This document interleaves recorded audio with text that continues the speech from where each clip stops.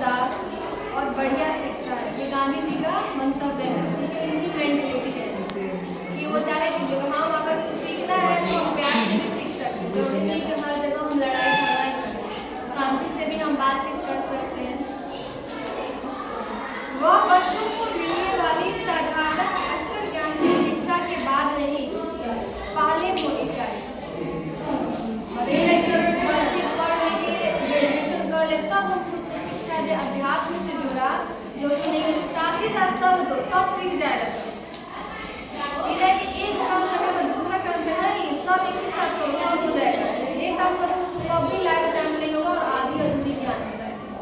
ठीक है। और बच्चा जो उम्र होता है ना, बचपन से लेकर खास कर पढ़ाई करता है, वो बहुत एक्टिवनेस रहता है, उसमें स्टैमिना रहती है सीखने की। जितना तुम वर्क दोगे ना, तुमको जितना वर्क अभी करा दे रहे हैं ना, उतना तुम और आगे जाओगे तो वर्क नहीं होगा। तुम्हें उसके लिए चाहिए स्टैमिना, जो कि आप लोगों का सभी भरपूर है।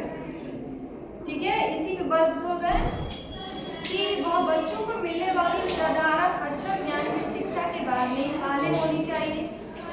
इसी इंकार नहीं किया जा सकता कि बच्चे को वह वर्णमाला लिखे और सांसारिक ज्ञान प्राप्त करे। इससे पहले यह जानना चाहिए कि आत्मा क्या है, कि आत्मा किसे कहते हैं, सत्य क्या है, प्रेम क्या है और आत्मा में क्या क्या शक्तियाँ छुपी है, इसके बारे में भी उनको बताओ, ताकि बच्चे जिज्ञासा तुम जैसे देखोगे बोलना सीखता है तो पूछता है ये क्या है, पंखा क्यों चलता है, बिल्ली क्यों होती है, मामा क्यों मारे, दादा क्यों हंसे, मतलब हर वाक्य में क्यों रहता है, यानी वो सीख रहा है। इसी पीरियड में जब वो चीज़ें हम बता रहे हैं तो साथ साथ हम ये सत्य क्या है, आत्मा क्या है, आध्यात्मिक शिक्षा क्या है, उसके बारे में भी बताएंगे तो वो भी बच्चा सीखेगा। ठीक है। शिक्षा का जरूरी अंग यह होना चाहिए कि बालक जीवन संग्राम में प्रेम से जुड़ना हो, सत्य से असत्य को और कष्ट सहन से हिंसा को आसानी के साथ जीतना सीखे। इस लाइन को अच्छे से समझना चाहिए। प्रेम से जुड़ना हो, सामने वाला व्यक्ति कितना भी आपसे नफरत करे, आपको खींचे, जब आप शांति दो व्यक्ति के मध्य लड़ाई होगी, एक गाली गलौज कर रहा है, खूब गंदी गंदी गालियाँ दे रहा है, ठीक है, और एक एकदम शांत, बिल्कुल शांत है, कुछ उसका प्रति उत्तर नहीं दे रहा है, वो गाली दे रहा है फिर भी वो कुछ नहीं बोल रहा है, यानी ये अपना प्रेम दिखा रहा है, वो अपना घृणा इसको दिखा रहा है। लेकिन सामने वाले को जितनी एनर्जी है उतना ही ना बोलेगा। तुम बोलोगे हम रिएक्ट ही नहीं करेंगे तो बोलते चुप हो जाएगा, तुम्हारी कैटेगरी में आ गया, दिमाग को जगह पहले बाबू पानी पी लो, दिमाग को ठंडा। आप चलो तुम्हारी क्या प्रॉब्लम्स है, तो बीच में जब लड़ाई होती है वो शांत हो जाएगा, यानी प्रेम से जब वो शांत हो जाएगा तो शांति दिमाग में तुम अगले व्यक्ति को समझाओगे तो वो समझ जाएगा। यानी कि घृणा को प्रेम से हम जीता जा सकता है। ठीक है। जरूरी नहीं कि हम दोनों उनकी लड़ाई कर रहे हैं, हम भी बोलेंगे तो उसमें क्या कर रहे हैं, दोनों तो जानवर हो गया ना। तो इसलिए जरूरी नहीं कि अगला व्यक्ति कुत्ता किसको भोगेगा, वो एकदम शांत है, तो हमको नहीं भोगना है शांत। ठीक है। वैसे ही सत्य से असत्य को पराजित किया जा सकता है, जैसे कि आमरण अनशन गांधी जी ने किया था, बताया थे ना, आमरण अनशन किए थे, बिना भूख प्यास से एक बूंद जल ग्रहण किए, सरकार को झुकनी पड़ी, यानी अंग्रेजों को झुकना पड़ा। तो मैं सृष्टि में नहीं पढ़ा आमरण अनशन के बारे में।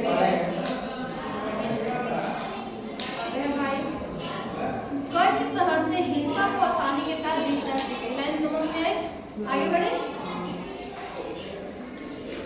इस सत्य का बल अनुभव करने के कारण ही मैंने सत्याग्रह संग्राम के उत्तरार्ध में पहले टॉल्स्टॉय फॉर्म में और बाद में फिनिक्स आश्रम में बच्चों को इसी ढंग की तालीम देने की कोशिश की थी। टॉल्स्टॉय के बारे में आप लोग जानते होंगे।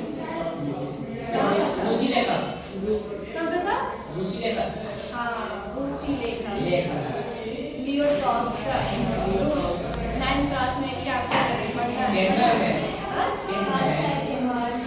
10th में नहीं है, 9th में है, 9th में है।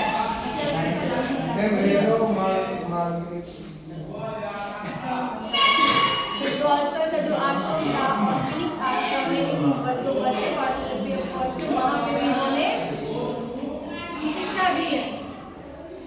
मेरी राय में बुद्धि की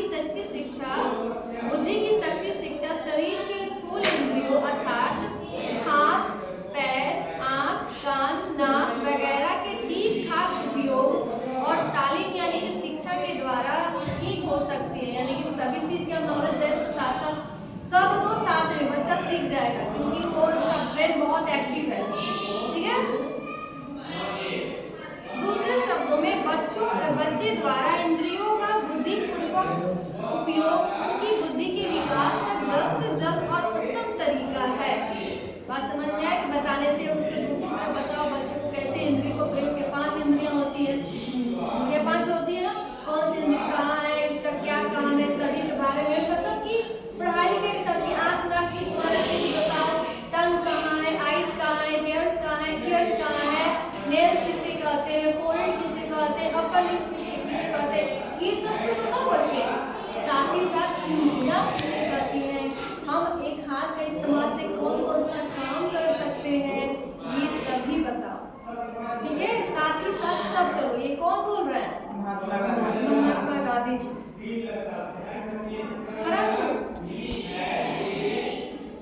शरीर और मस्तिष्क के विकास के साथ आत्मा की जागृति भी उतनी ही नहीं होगी, तो केवल बुद्धि का विकास घटिया और एकांकी वस्तु ही साबित हो। यानी कि बुद्धि का विकास है जो हमने 3S सीखा है, हैंड और हार्ट, इन तीनों का विकास साथ साथ होगा। इस आध्यात्मिक शिक्षा से मेरा मतलब हृदय की शिक्षा से। आध्यात्मिक यानी शिक्षा का मतलब क्या है, हृदय की शिक्षा से। इसलिए मस्तिष्क का ठीक और सर्वांगीण विकास तभी हो सकता है जब साथ साथ बच्चे की शारीरिक कैसा काम करता है, साथ ही साथ आध्यात्मिक से पहले पुरानों से उसको अवगत कराओ, बताओ, कहानियाँ बताओ, पढ़ाओ उसको। ठीक है। आध्यात्मिक शक्ति की शिक्षा होती रहे, ये सब बातें अविभाज्य है। इसलिए इस सिद्धांत के अनुसार यह मान लेना तर्क होगा कि उनका विकास अलग अलग या एक दूसरे से स्वतंत्र रूप में किया जा सकता है। ठीक है। बात समझ में आई? आगे बढ़े। बुक पे भी ध्यान देते रहेंगे, कुछ और है। शिक्षा से मेरा अभिप्राय यह है कि बच्चे और मनुष्य के शरीर, बुद्धि और आत्मा के सभी उत्तम गुणों को प्रकट किया जाए। सभी अच्छी बातें बच्चों को बताई जाए। पढ़ना लिखना शिक्षा का अंत तो है ही नहीं, वो आदि भी नहीं है, शुरुआत की शिक्षा। जब तक तुम किसी व्यक्ति से सीख रहे हो, यानी कि तुम कोई नया चीज सीखा, यानी कि तुम अभी सीख ही रहे हो, चाहे तुम बूढ़े हो जाओ, वो शिक्षा तुम एक छोटे से बच्चे से भी सीख सकते हो, बुजुर्ग से भी सीख सकते हो, बड़े से भी, किसी से भी। और बच्चा भी कई बार दिमाग दे देता है, ज्ञान दे देता है, जो बड़े बड़ों को बात दे देता है। इसीलिए ज्ञान कहीं से भी अर्जन किया जा सकता है। इसके बारे में बल दे रहे हैं। वह पुरुष और स्त्री को शिक्षा देने के साधनों में केवल एक साधन है। साक्षरता स्वयं कोई शिक्षा नहीं है कि केवल साक्षर बना। साक्षर मतलब क्या, कि अपना नाम कोई लिखा, खाली कोई वर्ड नहीं है, बढ़िया से ओवरऑल दो कि ताकि व्यक्ति का हर एंगल से विकास हो। शिक्षा मतलब स्कूल में पढ़ाई मतलब खाली हम क्लास 9 था 10 था यही पढ़ाई बात नहीं।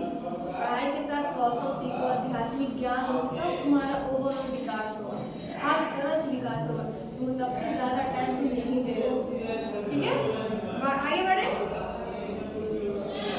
इसलिए तो मैं बच्चे की शिक्षा का प्रारंभ इस तरह करूंगा कि उसे कोई उपयोगी दस्तकारी सिखाई जाए, मतलब कि कोई स्किल सिखाई जाए, और जिस क्षण से वो अपनी तालीम मतलब शिक्षा शुरू करे, उसी क्षण से उसे उत्पादन का काम करने योग्य बना दे, यानी कुछ निर्माण करना योग्य बना दे।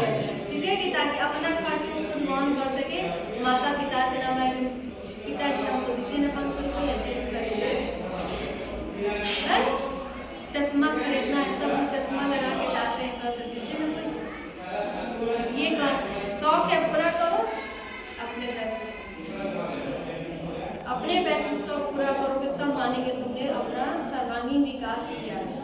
ठीक है, और इसी पे बल गांधी जी आपने देते हैं। मेरे मतानुसार इस प्रकार की शिक्षा पद्धति में मस्तिष्क यानी कि हेड बुद्धि और आत्मा का उच्चतम विकास संभव है। अगर तुमको वो गाँव लग रहा है तो उनको बता देना, वो स्टॉप कर देना, ठीक है। इतनी ही बात है कि आजकल की तरह प्रत्येक दस्तकारी केवल यांत्रिक ढंग से न सिखाकर वैज्ञानिक ढंग से सिखानी पड़ेगी। यानी हर एंगल से तुम यहाँ बायोलॉजी का साइंस का मेथड है ना, समझ गए बात को। यहाँ पे किसको कहते हैं यांत्रिक ढंग, किसे कहते हैं कोई बताएगा? यांत्रिक ढंग से न सिखाकर वैज्ञानिक ढंग से सिखाना। मतलब अपनी तरह से ना बहुत सारे मशीनों द्वारा सिखाना, ये भी हाँ मशीनों द्वारा सिखाना, मैंने वैज्ञानिक सोच से सिखाना भी। जैसे बहुत सारी चीज़ें आपकी कथा कहानी में सुनते हो, वो तो हम सुने हैं, लेकिन प्रैक्टिकल रूप में भी सिखाने, यानी कि जो चीज़ हम थ्योरी पढ़ा रहे हैं उसको प्रैक्टिकल करो, यानी साइंस के मुताबिक हम कर सकते हैं, उसको सिद्ध कर सकते हैं। तो बच्चे में जो दोनों चीज़ दिखेगा ना, थ्योरी प्लस प्रैक्टिकल, तो वो कंठस्थ हो जाएगा उसका ज्ञान, समझेगा हाँ वाकई में इसने जो कहा हमने किया वो प्रूफ हो गया, इट मीन्स वो सही है। जैसे तो न्यूमेरिकल बनाते हो, केमिस्ट्री हो गया, फिजिक्स हो गया, होते हैं ना, सिद्ध करते हो। तुम पढ़ाओ उसको करोगे, हाथ से करोगे, जो जो केमिकल किसमें यूज कर कितना डाला है, किसको किस में डाला है, ऐसे होगा, खाने वाला सोडा किससे कर रहे हैं, होता है ना, तो वो डालोगे। हमारी बुद्धि होगी अरे बात सही में जो सर पढ़ाए हैं या फिर मैथ पढ़ाए वाकई में सही होगा ना, यानी कि प्रैक्टिकल रूप में भी उसको बताओ। ठीक है, आगे बढ़े, दिक्कत बढ़ेगी। अर्थात बच्चों को प्रत्येक प्रक्रिया का कारण जानना चाहिए। यानी क्या ये बात आपके दादी अम्मा कोई कहानी बोल रही है, क्या इसका मतलब है, तो हमको बताओ, सिद्ध करो, तब हम तुम जो कह रही हो मानेंगे, अदरवाइज नहीं मानेंगे। ठीक है, तो वही बोल रहे हैं कि अर्थात बच्चे को प्रत्येक प्रक्रिया का कारण जानना चाहिए। और मैं चाहता हूँ कि सारी शिक्षा किसी दस्तकारी या उद्योगों के द्वारा दी जाए। समझ रहे हो, दस्तकारी या उद्योगों के द्वारा जाके कोई कला आए, सीखने का कला आए, समझ में आ रहा है ना? मेरा तो नहीं लग रहा है जी उनको बड़े, लेकिन मेरा आज फिर गला दर्द होगा। आपको यह ध्यान में रखना चाहिए कि प्रारंभिक शिक्षा में सफाई, तंदुरुस्ती, भोजन शास्त्र, अपना काम आप करने और घर पर माता पिता को मदद देने वगैरह के मूल सिद्धांत शामिल हो, यानी ये सभी चीज आपके अंदर होना चाहिए। देख रहे हो ना, शरीर को भी स्वस्थ रखना है, मम्मी पापा भाई बहनों का हाथों बटाना है, कुछ कला भी आना चाहिए, मदद करना है, घर साफ सफाई भी करना है, माता पिता का आदर करना है, ये सब आना चाहिए, सब एक साथ। इन्हें एक और कोई चीज की कमी ना रहनी चाहिए।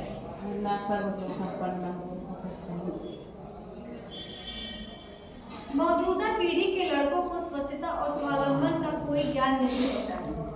अभी टाइम इसे स्वावलंबन कहते हैं और स्वच्छता, यानी कि तुम कितना बहुत अपन तुम्हें यहाँ सबसे ज़्यादा रहते हो, तुम्हें इस क्लासरूम में रहना कोई और करता है? जो चीज़ खाएगा पिएगा गिरा खाने जो भी बहुत सारी चिप्स कुरकुरे खाते हैं। लड़कों को स्वच्छता और स्वावलंबन यानी कि आत्मनिर्भर करना, पैसे अर्न करना का कोई ज्ञान नहीं होता। जैसे कोई ज्ञान नहीं होता एज एग्जाम्पल, ठीक है। और वे शरीर से कमजोर होते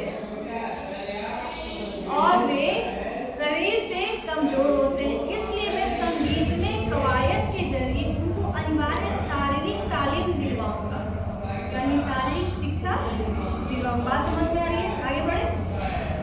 इस प्रकार कटाई और बुनाई जैसे ग्रामोद्योग द्वारा प्राथमिक शिक्षा देने की मेरी योजना में कल्पना यह है कि यह एक ऐसी सामाजिक क्रांति के अग्रदूत बने जिसमें अत्यंत दूरगामी परिणाम भरे हुए हैं। यानी कि अभी से उनको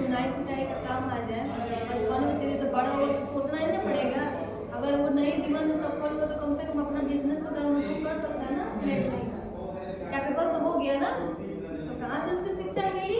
क्लासरूम से मिली ना, इसीलिए इसको ये बात दे रहे हैं। इससे नगर और ग्राम के संबंधों का एक स्वास्थ्यप्रद और नैतिक आधार प्राप्त होगा और समाज की और वर्गों के परस्पर विशाल संबंधों की बड़ी बुराइयों को दूर करने में बहुत सहायता मिले। जब बच्चा इंगेज रहेगा, जब उसके पास टाइम ही नहीं रहेगा तो कोई बातें दिमाग में नहीं आएगा। गाली गलौज जब, क्योंकि गलत चीज़ें कहाँ से सीखता है? गाँव में वाले टोले मोहल्ले बच्चे जो जिस इन्वायरमेंट में रहेंगे, अगर बच्चा गाली गलौज देता है तो जाहिर सी बात है तुम नहीं दे रहे हो, लेकिन तुम्हारा उसका प्रभाव तुम पे आएगा। इसीलिए कहा जाता है कि गुड इन्वायरमेंट में रहो, अच्छा फ्रेंड सर्कल में रहो, पढ़े लिखों के साथ रहोगे तो जो पढ़ेगा तो तुम्हारे पे भी इम्पैक्ट आएगा, तुम भी पढ़ोगे, अच्छा वो करेगा तो तुम्हारे पे भी आएगा, गलत करेगा तो तुम भी गलत हो जाओगे। नो डाउट, जैसा सर्कल वैसे तुम उससे तुम कहोगे क्या मेरे सभी लोग ड्रिंक करते हैं, दारू पीते हैं, हैंडल करते हैं, सिगरेट पीते हैं, मैं नहीं पीता हूँ, ये हम मान ही नहीं सकते, ये क्योंकि होगा ही नहीं, इम्पॉसिबल है। वो उसमें वो गुण आएगा ही आएगा, एनी हाउ आएगा। अगर मैं गलत हूँ तो तुम लोग बता सकते हो क्या मैं गलत बोल रही हूँ? सही है कि है ना? तो इससे अच्छा क्यों ना अच्छे लोगों के साथ रहें ताकि अच्छी बातें हम सीखें। चयन ही करना है तो अच्छा चयन करो ना, इसीलिए अच्छे अच्छे लोगों के साथ रहो, तेज लोगों के साथ रहो ताकि उनका गुण भी मेरे में आए और मेरा गुण भी अपना गुण ना है तो उनका गुण ले लो, क्या खुद ही खा ले उनका गुण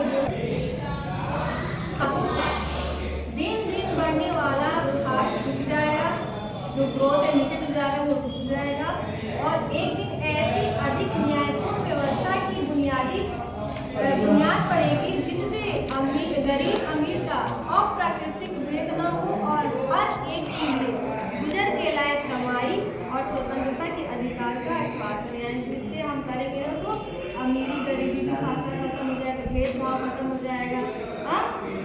अगर करोगे तो सब लोग अच्छे से रहेगा ना, अच्छा इन्वायरमेंट हो जाएगा अगर सब लोग इसको फॉलो करें ऐसे। और यह सब किसी भयंकर और रक्त रंजित वर्ग युद्ध अथवा बहुत भारी पूंजी के व्यय के बिना भी हो जाएगा। यानी कि हम छोटे छोटे उद्योग अगर जो सीख लेंगे तो ऐसे क्या बोलते हैं, बाहरी पूंजी नहीं लगाने के। पिताजी का जैसे बोल रहा है कि हम कपड़ा का दुकान हम करेंगे तो पूंजी उसको दिया जाएगा तभी ना, एक पूंजी तो होगा नहीं, 3-4 को पूंजी दिया जाएगा। ऐसा नहीं कि बाबूजी हमारा आए हैं दुकान खोल लिए हैं, कपड़ा रख के खोलने के साथ ही बिकने लगे, ऐसा तो है नहीं। बिकेगा तो बहुत होगा कि बच्चे को कहेंगे मेरे पास पैसा नहीं है। हम क्या बोलते हैं, एग्जाम्पल बता रहे हैं, बहुत सारे, चलो हम नहीं जाएंगे चलो आगे कहाँ थे हम? हाँ, भारत जैसे विशाल देश का यंत्रीकरण किया गया तो इन दोनों बातों में से एक तो जरूर होगा, यंत्रीकरण, मशीनीकरण, ठीक है, दिमाग हम काम नहीं करते हैं, किया गया तो इन दोनों बातों में से एक तो जरूर होगी। मेरी योजना में विदेशों से मंगाई हुई मशीनरी या वैज्ञानिक और यांत्रिक दक्षता पर भी लाचार होकर निर्भर करने की जरूरत नहीं पड़ेगी। अगर हम मशीनीकरण करेंगे तो लोगों को जॉब कैसे मिलेगा? सब मशीनी लोग करेगा तो फिर लोग बेरोजगार हो जाएगा। हाथ से काम करेगा तो अपनी कला का भी विकास होगा। और इंडिया जैसे कि